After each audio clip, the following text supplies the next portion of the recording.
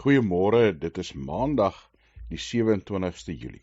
Vanoggend lees ons twee gedeeltes, Romeine 8 vers 28 en Filippense 3 vers 12 tot 14.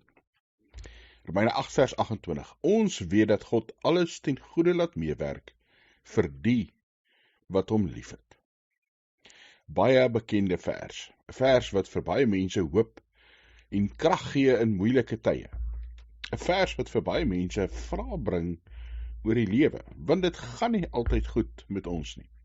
Hoe verstaan ons dit dan? Kom ons lees Filippense 3, 'n gedeelte uit Paulus se eie lewe.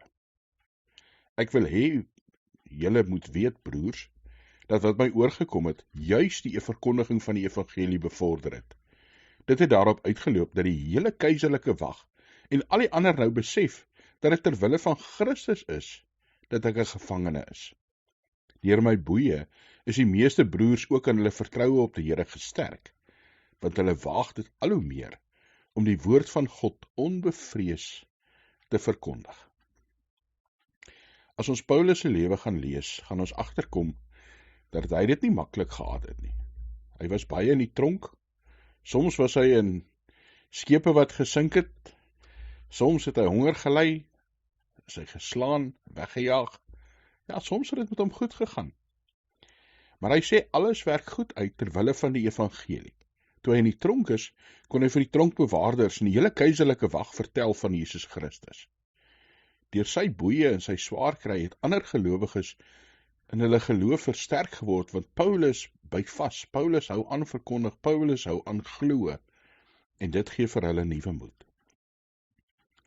As God vir ons sê, en as Paulus sê, God laat alles ten goeie meewerk vir die wat hom liefhet, gaan dit oor God se koninkryk, gaan dit oor ons verhouding met God, oor ons eie redding, ons naby God wees, nie ons aardse voorspoed, gesondheid, 'n maklike lewe, 'n goeie bankrekening, en alles wat in wêreldse terme wonderlik en voordelig is nie.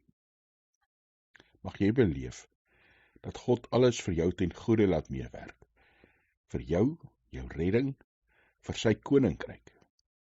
Hemelse Vader, dankie dat ons weet, U sorg, dat U plan uiteindelik eindig met mense in U teenwoordigheid, ja, dat ons wat glo, ook kan uitsien na daardie heerlike saamdeel in U liefde en genade.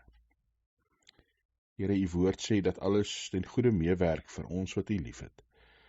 En dit is soms vir ons moeilik, omdat ons in wêreldse terme swaar kry, siek word, Here, armoede en krisisse beleef, bang word, pyn ervaar. Mag ons in al hierdie goed steeds U raak sien, steeds U koninkryk voor oë hou. Here, daarop fokus. Geef ons die moed en die krag om te lewe. Dankie dat ons vir mekaar kan bid, vir medegelowiges. Sterk ons in ons geloof. Sterk ons, Here, in ons verhouding met U.